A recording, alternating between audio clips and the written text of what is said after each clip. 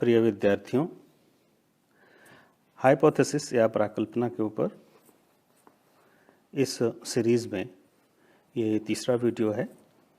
इसके पहले के वीडियोज़ में हम प्राकल्पना के अर्थ एवं उसके परिभाषा तथा अच्छी प्राकल्पना की क्या प्रमुख विशेषताएं होती हैं इसके बारे में बात कर चुके हैं। और इस थर्ड पार्ट में आज हम बात करेंगे कि प्राकल्पना निर्माण के जो प्रमुख क्या स्रोत हैं, हम किन के आधार पर कहाँ से अनुभव प्राप्त करके, कहाँ से सीख करके हम प्राकल्पनाओं का निर्माण करते हैं। आज हम उन स्रोतों के बारे में चर्चा करेंगे।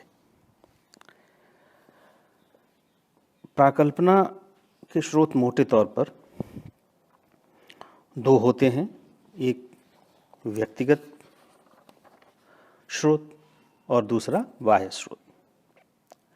अनुसंधानकर्ता जब स्वयं प्राकल्पना का सबसे बड़ा व्यक्तिगत स्रोत होता है, उसका ज्ञान, उसका अनुभव, उसकी जिज्ञासाएं, विचारधारा, कल्पना, दृष्टिकोण, प्रतिभा, इंसाइट, अंतर्दृष्टि इत्यादि उपयोगी प्राकल्पनाओं के निर्माण में सहायक होती हैं।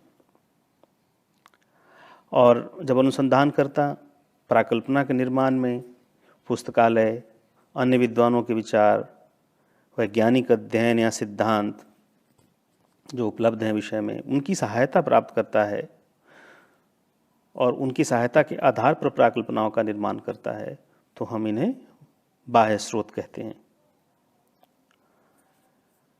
तो ये दो मोटे तौर पे प्राकल्पना के स्रोत हैं, व्यक्तिगत स्रोत और बाह्य स्रोत।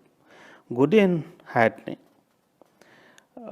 अपनी महत्वपूर्ण पुस्तक मेथड्स इन सोशल रिसर्च में प्राकल्पना के विभिन्न स्रोतों का उल्लेख किया है। उनके अनुसार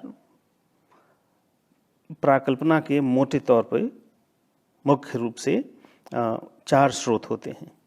पहला सामान्य संस्कृति, इसके भी 3 उपभाग हो सकते हैं: सांस्कृतिक मूल्य, लोक विश्वास और सामाजिक परिवर्तन। दूसरा वैज्ञानिक सिद्धांत, तीसरा सादृश्यताएं, चौथा व्यक्तिगत अनुभव, और इसके अलावा एक और स्रोत है, वह है अनुसंधान एवं साहित्य, यानी कि जो लिटरेचर आप पढ़ते हैं अपने विषय संबंधित वह। तो ये मुख्यतः 5 स्रोत हैं, जिसमें 4 गुडे एंड हैट के द्वारा बताए हुए स्रोत हैं, जिसकी चर्चा हम अभी इस लेक्चर में करेंगे कि कैसे इनके माध्यम ये कैसे सहायता करते हैं हमें प्राकल्पनाओं के निर्माण में।